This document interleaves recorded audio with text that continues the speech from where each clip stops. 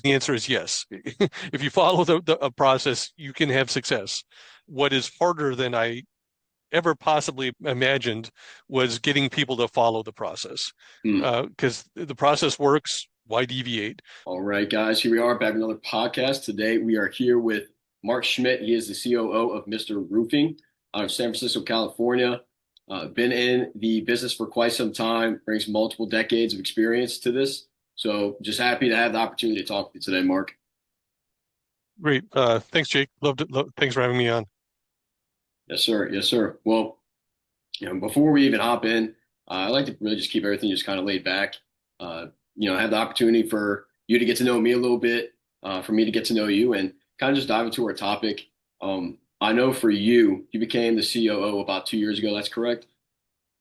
Correct. Yeah. Okay. Before that, I was in home improvement finance, and before that, I was on the manufacturer side for SunPower. So kind of been on three legs of the stool: the manufacturer, the financing, and now the trade side of home improvement. Gotcha. Yeah, because I know when I was kind of digging in and trying to just see everything that came along with you and Mr. Roofing, just saw just massive amounts of work that you put into finance and business development. I know that you co-founded Home Run Financing. I want to say it used to be Pace Funding Group, and did that for, was that about Yep. 7 years you were doing that? Six, I think. Yeah. 6. Got so yeah, I'm really just excited for you to talk to you in the sense of not just about the topic today regarding roofing, but also just to hear your wisdom and your insight as far as business. To give you some perspective on me, I'm 24, live in Louisiana. So for us with the podcast, we don't just focus on roofing construction, but it is a topic that we wanted to hit on, just for Sure. the fact of being here in Louisiana, being constantly at risk of tropical storms, natural disasters. We have quite a few of our buddies and family members that actually work within roofing and construction. So being able to kind of pair them up with something they could view from someone who is, high up and very successful within that industry provides a lot of value for them. So, regardless, obviously it's going to get posted and hopefully get y'all some viewership too. I know that y'all had a 5 out of 5, A plus, triple B accredited. So don't know how much help we could provide, but really just happy to get some insight from you today. Happy to do it. Thanks for that background. Yes, sir. So yeah, I mean, obviously, just kind of want to just hear a little bit to start out. Just what brought you to Mr. Roofing? Kind of what was your journey? From really all the way from 1999 all the way till now. Just what's got you to this point, and what's exciting about what you have going on right now. Sure. So really, my journey as far as it relates today starts in 2004 when I started at a small startup called SunPower. Uh, 2 years later, I was fortunate to uh, help them go through an IPO as a manufacturer of solar panels. And we built out the dealer channel uh, across three continents, US, Europe, and Australia. I was the finance guy for that, so I was bringing financing programs to SunPower's dealers, and then went to one other manufacturer. But then, as you articulated earlier, I co-founded Pace Funding about 2016. Uh, we later rebranded as Home Run Financing. So then I was on the financing side, financing contractors doing more than just solar, uh, HVAC, roofing, windows, other energy efficiency programs. Um, and then just about 2 years ago now, exactly, through some old school networking, found an opportunity here. Carlos is a second generation owner here. His father, Miguel, started Mr. Roofing 36 years ago. Carlos took over about 16 years ago, although he had been in it from the very beginning, helping his dad uh, do just about everything. So Carlos has been running the show for a good 16 years. Um, Having been on the manufacturer side and then financing side, I was always curious what it was like on this side of the fence, right? The trade side. Uh, so it's been both easier and harder than I thought. Yeah. Being from afar as a manufacturer and then as a financing partner, launching programs, I thought, hey, I'm going to launch this program. Contractors should have success with this. It sounds like Yeah. help them. And lo and behold, those programs were good, right? Yeah. I was helping at SunPower launch, selling programs and helping our dealers be more successful selling. There it was called the Wheel of Value, where you sold yourself as the consultant, the firm you're representing as the right firm, the product you were representing as the right product, and we're obviously biased towards SunPower, and then the financing program. And those four things were the wheel of value. So you could only get this combination of all things from me talking to you. Um, Here we use what's called the 5P process. Very similar problem, uh, product, process, people, and price. Very similar concepts. And I always thought, there's a book on how to do this. Yeah. So if you follow the book, shouldn't it be easy to be in business? And the answer is yes. If you follow a process, you can have success. What is harder than I ever possibly imagined was getting people to follow the process. Mm. Because the process works, why deviate? But in my 2 years here, I have had to run my share of in-home visits. One, because of vacancies we've had, and two, just to walk the walk and Yeah. see what it's like. And it is terrifying to knock on that door and wonder, who's going to be on the other side Yeah. and how receptive they are going to be to you. And we book our consultants 6 appointments a week. And so it does become a little monotonous to do Yeah. the same thing 6 times a week, right? And so you want to spice it up, you want to deviate, you want to go a little bit off of true north, however you want to say it. Um, and then every degree off true north you are, you lower your probability of success, right? So Yeah. it is hard to do it the right way every single time. But those that do are the ones that have success, right? So um, my job, because I am co-managing the sales team, is keeping those guys at true north and following our 5P process every single time, and they'll have success, and our customers will be better off for it. Awesome. Yeah. And really just going through your whole background, to me, what stood out was that you seem like you're just an implementation expert. So just kind of hearing your breakdown of just the blueprint you followed as far as the 5Ps, making sure that everybody is staying on board with that. So that's a question that I've had too within business. Is it more so trying to create so many new things, or is it more so just the process of having something that works and then continually focusing on it? Focusing, and we're continuously improving it too. Right. As Yeah. new products come out, as we have new financing options, as I go into the house and I see, oh, I'd really like to reword this slide on this deck, those types of things. It's constantly evolving, and so you want to keep it fresh. But still, it's month to month, it's 99% the same, and they just have to perform to that every time. Yeah. And I know since you've been there that Mr. Roofing actually had its best quarter, its best month, its best year in sales. All the What would above, you yeah. what would you say attribute to that? If you had to name just one factor, the main factor that attributed to that success, what would you say it would be? It was absolutely going back to the basics, right? 5P was not something I brought Yeah. here. Carlos has been using it since 2008, give or take. We've got it from an organization called Certified Contractors Network, CCN. He's a member, and he's in fact on their advisory board. So it's not something it's not invented Yeah. here, right? There's no pride of authorship, but it's worked when Carlos was a one-man show doing everything, and now we're at 7 salespeople. It still works, right? And we just, it's my job to keep them on that path. Yeah. Yeah. And, I know I invite you on today with the main topic being in mind. Essentially, how do you keep yourself going whenever you have so much, booking coming in? Whenever you kind of hit that point where it's, hey, am I at capacity? Am I able to take on more? So the thing that I question, because I have a couple other people that I sent this title out to that I want to hear some insight on, is when you get to that point, what is kind of the if we had to say the breaking transition to make sure that you are able to keep on taking on more work? Would you ever say there's a point where you're kind of just in there like, hey, I don't know if we're able to handle any more jobs? I know obviously under you having this extreme amount of sales success, speaks volumes. But is there ever a point where you're just like, hey, we probably need to pump the brakes a little bit here? Um, I'll answer the question in a slightly Yeah, different way if you don't mind. yeah, In my experience, you usually have one of three limiting factors: your marketing bringing enough leads, your sales team selling, and then your production team producing. Uh, so one of those three things is usually gating your growth or your total volume.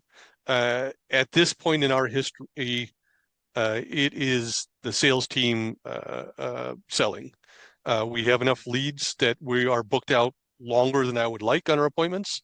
I would love to be able to get people into their house next day when a homeowner calls me today. yeah, Right now today's Monday and we're booked out till Friday, right? That's too much yeah, time in my opinion. I'd like to get people in the door the next day. So our marketing is doing well.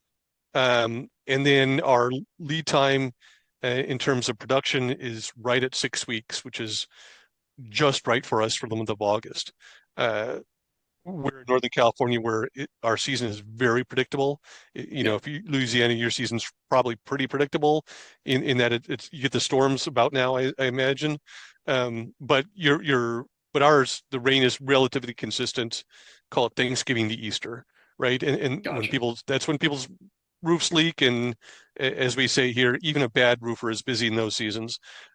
So but August is kind of the end of the literal dry spell. So to have a 6 week backlog is right where we want it. Um, and we are fortunately in a position where we are a employer of choice. And so we have 5 crews. If I wanted to go to a sixth crew, it would not be hard for me to hire that sixth crew because we do have people knocking on our door asking for roofing jobs all the time. Yeah, So I feel I could scale that. If my backlog ever got more than, say, 3 months, I would probably add that sixth crew. So I feel good about being able to score increase production. So that's kind of just blocking and tackling. It is the sales closing rate and average ticket size that really is dictating our success right now. I would say marketing was probably our inhibiting factor 12 months ago, but gotcha. we found some really great marketing partners that's not a problem, and I can turn up the heat on that, step on the gas pretty quickly, and get as many leads as my sales team can handle. Awesome, awesome. What do you think has made, or I guess a better question would be, what would be your biggest piece of advice in bringing that sales rate up? Since you came in, again, referencing the fact of how much success you've had in sales, if you had to give, let's say somebody's starting out, they're building their own roofing company, they're trying to get off the ground, what would be your piece of advice in the sense of sales, and what would be a piece of advice you would give them as far as scaling? I'll kind of say three things. One, find a proven sales methodology. I talked about we use the 5P, the wheel of Yeah, values, very similar. Find one, and that's your method, and write that in stone, and hire people who will abide by it. Uh, Two, monitor it. There are several great virtual ride-along tools where you can record the conversations. We were previously using Rilla, which is kind of the 800-pound gorilla in space. I talked to Ciro, and we actually just implemented Sales Ask.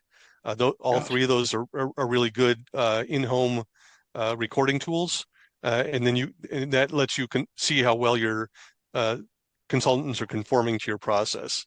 Uh, and then the other thing that I've always said is the sales manager is the hardest position to hire for because you're looking for somebody who can sell, who can also manage. And the Venn diagram of people who can do that does not overlap by much. Great salespeople should be out selling, and great managers maybe Yeah, can't walk the walk when it comes to selling. So it is a tough position to fill.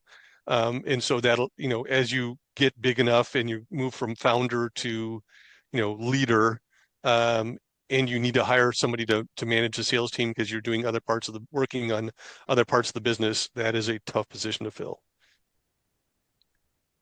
yeah, and I can definitely believe that just from my personal experience.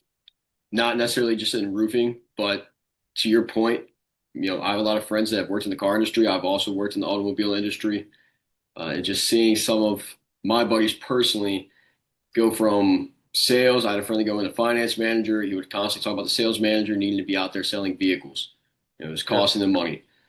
So I love hearing that. I think that's amazing advice for a lot of people that are going to end up watching this to be able to just take away.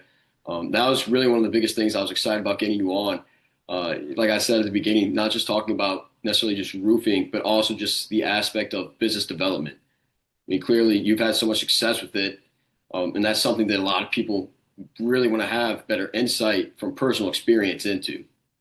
Yeah, great. I didn't mention it, but my comment about sales manager being Yeah, the toughest position to hire for is true in all three of the fields that I've worked, manufacturer, financing, and now in the trades, right? Somebody who can manage a high-performing sales team is hard to find, and God bless you if you can find them and keep them.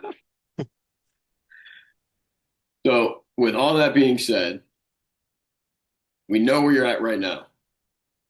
Had a lot of success in your individual career. Mr. Roofing is clearly hitting on all cylinders right now. What would you say the vision is? Let's say for the next 6 to 12 months. What's your goal? Where do you want to get to? Uh, so I don't mind sharing. Last year we did about $6 million sold, $6 million produced. Wow. Uh, as of today, our target is $10 million produced this year. We'll be really close. It really depends. It's Wow. really going to come down to how much our crews can work in November and December around the weather. But our sales team is doing its job to get us there. It's really going to be dependent on Mother Nature at that point. So Yeah. obviously, 67% growth rate, we can't complain too much, No. right? We're feeling pretty good. Um, and hopefully that leaves us in the momentum going into 2026, right? Because Yeah. I think you'd probably agree 2025 has not been kind to small businesses at a macroeconomic level, right? No. So 2024, our motto was survive till 2025. Well, Yeah. 2025 is survived till 2026 at this point. It has been a crazy year. Um, but again, it'll be a crazy year. We'll I'm sure set a record at this point. Yeah. So we are feeling blessed. And then so more generally, your question is we are still looking for a sales leader. Um, we are going to be very selective based on our previous Yeah. issues in that position. Probably hiring a marketing manager as well. I'm wearing that hat today as well. Never had any experience with it, so I'm learning as I Yeah. go. Uh, my one secret skill is I'm really good at talking to vendors and learning from them. And if you talk to enough vendors, you'll learn the truth, right? What one Yeah. guy says about the other guy and one guy says about the other guy, you can learn. Um, so far we're doing well in marketing, but I would like to get a true marketing professional in here. And then more distant, we are working out of one office, only serving San Gotcha. Mateo and San Francisco counties, going across either bridge to either serve Marin County at a satellite office there, or the East Bay and open a satellite office there is in certainly our 3-year plan, and maybe as soon as next year. Wow. I mean, 67% growth is incredible. Knock on wood, Yeah. throw some salt on my shoulder, but yes, Yeah. we are doing well and feel blessed because of it. Yeah. And another testament to you. I mean, the fact of, I'll be honest, I was looking at your LinkedIn, just trying to just gain some information and looking at the fact I'm going to be putting your last bullet point coming into this position. Like, hey, I'm also conquering my fear of heights by Oh, getting up on the roof. So I find it hilarious. You're up on the roof. I You're was doing up on a roof marketing. You've today never and done like that. we were using the homeowner's ladder, which we're not supposed to do. Yeah. Sorry, Carlos. But yeah, that was it was fortunately it's only one story, but yeah, if that were a high roof, I would have died from a heart attack, not from the fall. Man. But bringing that up too just brings other points in my head. Um, the fact of being able to, like I said, you're going into roofing, never been in roofing. Now you're having to do marketing, at least temporarily for the time being, just to make sure that things are moving along correctly. If you had to give, a piece of advice as far as just sticking your hand into something new that you've never had it in. What would your piece of advice be to starting to excel in an area that you may have never even considered yourself being in? Yeah, I will restate what I said a few moments ago in a different way. Yeah, Vendors could be a tremendous source of information. Uh, I would never talk to one vendor and take that as gospel truth. right. But usually, what you're buying, more than one person is selling. And so, if you talk to three people roughly selling the same service, eh, lead generation in marketing, as an Yeah, example, right? Um, you will get a pretty rounded picture of what that is entailing. As an example, there are lead aggregators out there who just tell you they will sell you leads. So I've yeah, talked to several of those firms, and one of the things I've learned is right now, Mr. Roofing is not positioned to work with lead aggregators because we have so many leads that we're not able to get to those yeah, purchase leads fast enough. Those have a half life of like a minute, whether it's from Angie's List or one of the smaller lead yeah, aggregators. So I just said I know who I am at this point, and when I'm saying Mr. Roofing, we yeah, just we're not in a position where we can take those leads and pay for those leads. But that was only after talking to three, four, five lead aggregators that I got that picture. Like, time is yeah, of the essence, and I just can't do that. So know yourself and talk to your vendors. One of the things I tell people is I read almost every unsolicited email that gets sent to me because one out of 20 will yeah, have some value to me, and I will set up a meeting like I set up with you. I think you just yeah, cold emailed me and said, "Hey, yeah, I'm looking to talk to Jake um, because I'm going to learn something, right?" And so I do that more than the average person, and I think yeah, it would behoove others to do the same. yeah. And I love that you brought up that point, just being open to having people contact you who have no idea who they even are. I Yep. think that, in the line of work I've been in my career, also full transparency, what we do is we do two things. So Chance and I co-founded the business. We're essentially a solutions-based company. So for us, yeah, I mean, we work business with some people as well. But also on the other end, having a podcast, we're able to get other people on here to not just also help us as far as, insight and wisdom that we could take away, and be able to implement it to what we do or provide for someone else.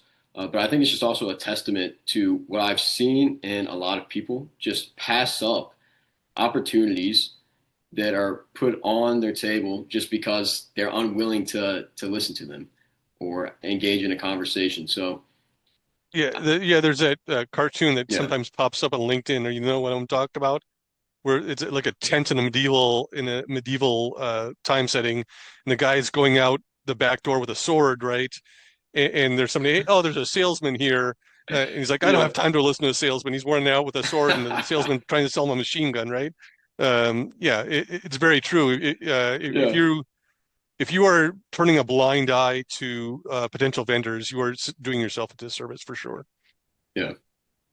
And keeping in mind what we're talking about previously, for the vision of the next 6 to 12 months, getting to the $10 million, what would you say, if there are any, what would you say is the biggest obstacle in getting there? And how do you plan to overcome that? Would that be the hiring of the sales manager or hiring of a marketing manager? Or would you say it's something else that could hinder you from getting there? Um, I would say that those two things: hiring a marketing manager, hiring a sales manager first, hiring a marketing manager Okay. second, and then putting in some sort of technology where I can instantly address inbound leads and put them on a calendar. We have a great inbound AI call solution, but that doesn't work for inbound leads, right? That's only if somebody Gotcha. calls me. But that vendor is launching an outbound AI calling solution soon. Uh, and so we will try that as an outbound, right? If we can get the triggers right and she can put them on a calendar, we'll try that. But that if I can do that, then I can really call those lead aggregators back and say, yeah, I'm technologically ready Yeah. to get more leads. So. Like I said, you've been working with Ring since that's correct. We use RingSense, but Mhm. on the AI call handling, We use a company called Free to Grow, Gotcha. and they have an AI bot that's currently just doing inbound, but we call her Dakota. She's great. So, you know, Awesome. Yeah, and also just kind of just looking at your background and seeing, I was trying to see things that you have implemented multiple times that clearly have attributed to success. And one thing that stood out to me, and obviously I'm making an assumption here, so correct me if I'm wrong, but it seems that you are extremely well versed at making sure that you have a great CRM in place, and if there's not one in place, making sure that you're able to get one in place. for sure, yeah. If you don't have a CRM, uh, you're at a pretty low ceiling. My son is actually working for a small shop right now, and they don't have a CRM. They're running a spreadsheet. I'm like, until they get a Yeah, CRM, it's going to be yeah, a small business. Yeah, CRM's table stakes these days, and at least in the contractor space, they are dirt cheap. It's a race to the yeah. bottom on CRM pricing. You can get a very attractive CRM for very low cost. So there really is no uh, reason not to put in a decent CRM. Yeah, and that's something that we can speak from experience and what me and Chance actually do. We work a lot with AI, which I'm sure you saw from our domain in the email. Hmm. Yep. Multiple things that we do as far as CRM, lead generation, marketing, ads, multiple things that we just help manage and implement, stay on top of. And one of the things that I've heard as far as feedback from my friends who are in roofing construction, notably one of my buddies who has his company that he inherited from his dad up in Ohio, which is actually where I'm originally from. And one of the I things was I've wondering if there's a Cleveland Browns helmet behind you. that is a Cleveland Browns helmet. It's funny. I put it up there, and I'm like, I don't really think that that's noticeable because it's just a face mask. But yeah, It is it's pretty tough being a iconic. Browns fan. It's very tough. Fair enough. Um, but yeah, so just hearing some things from him now. Their business is doing well, but obviously it can always do better. And the three main things I always hear as complaints, or just necessarily, I mean, it could just be struggles, were rising material costs, struggles with financial management and organization, and the ability to scale. And then when you do scale, to be able to manage everything that comes with that. So the main takeaways I kind of took from just having conversations in that space was how massively important, especially in this industry, it is to have great organization.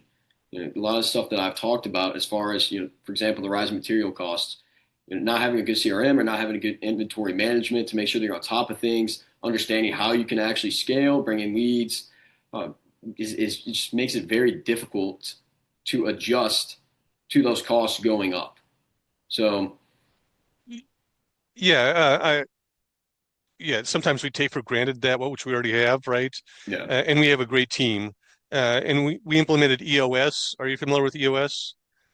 I'm not. It's called the Entrepreneur Operating System. It's just it's a way of running a business. Uh, Huge fan of it. Hadn't Yeah, heard of it till I got here. But one of the things you do very early when implementing that is making sure you've got the right people in the right seat. And we've been blessed that we've got an outstanding person in the production management seat, so I haven't ever had to worry about that because she makes sure the trains run on time, right? So yeah, a system, but more important, the system is having the right person in the right seat because they will go out and get you the right system if your system's not the right one. awesome.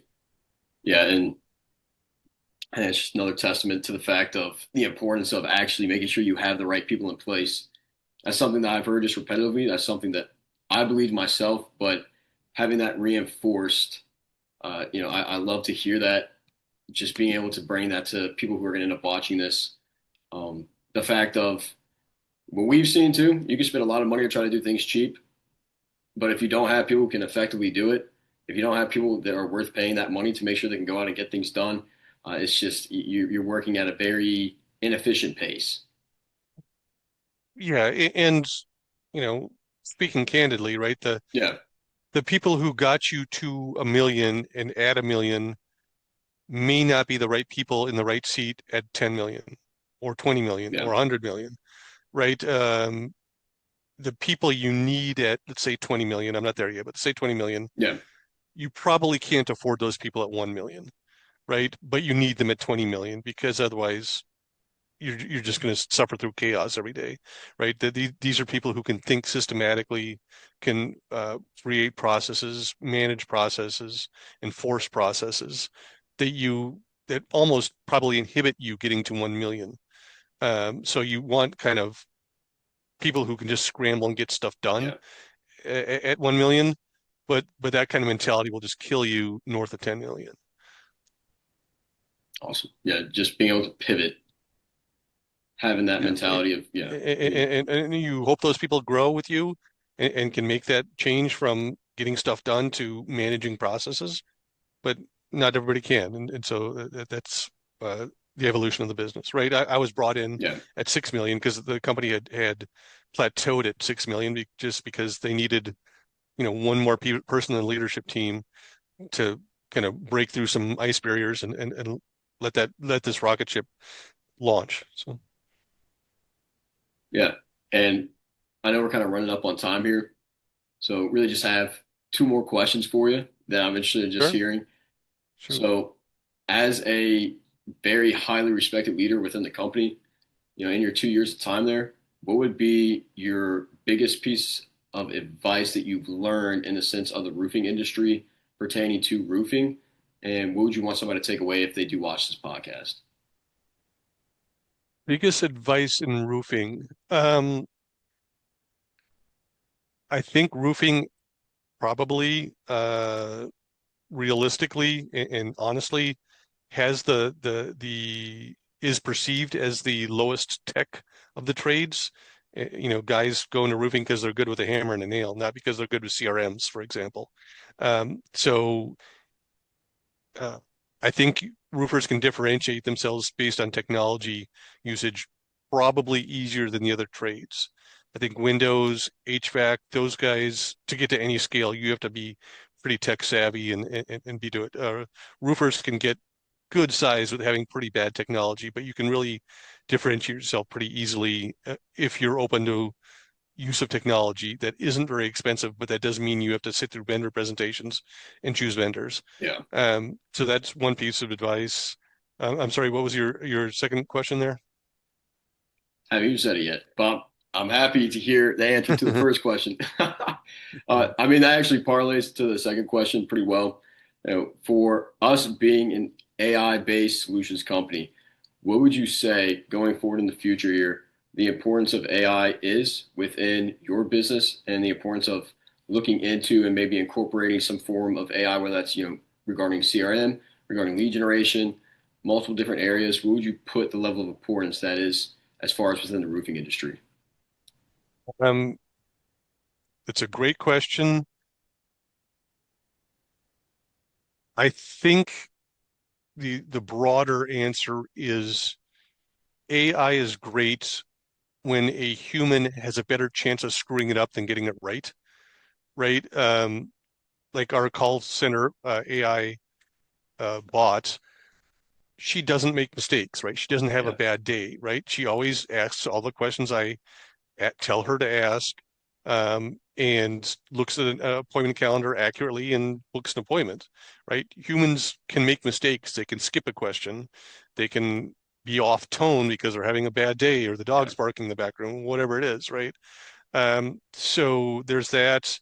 And yeah, that goes through a series of processes. So there's a lot of paperwork that is dull and dreary, and you can only get it wrong, right? Yeah. There's no prize for getting it right.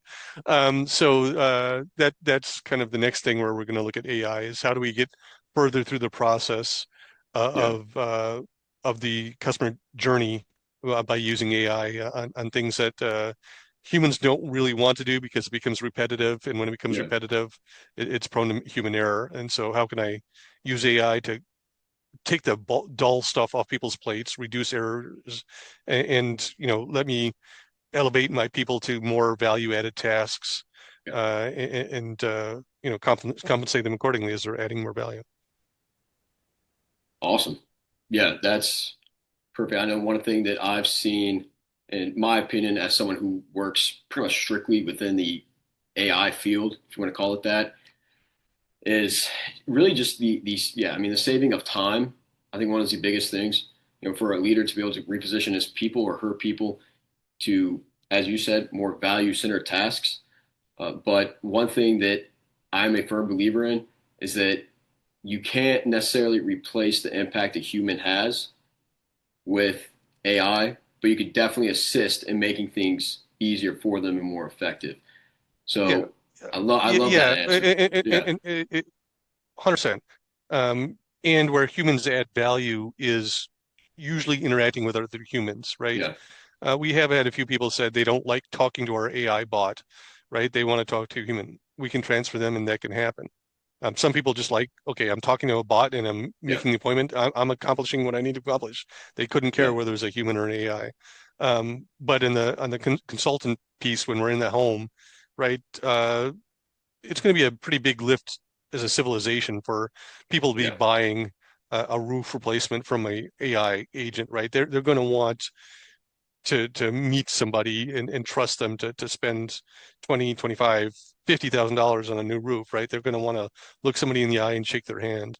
right. Um, but when it's somebody filling out a form, right, doing Yeah, paperwork, right, that paperwork doesn't care whether it's an AI or a human, right?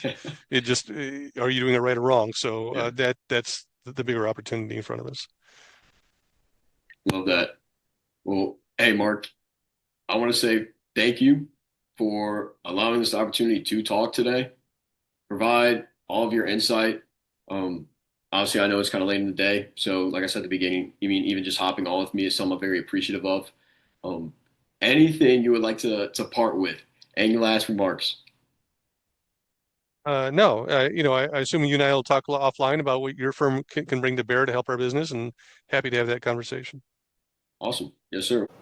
Thank you all for tuning into another episode of Straight Talk. If you or anyone else you know thinks you could bring some value to this conversation for another episode, don't hesitate to reach out to us via our socials or our website posted down below.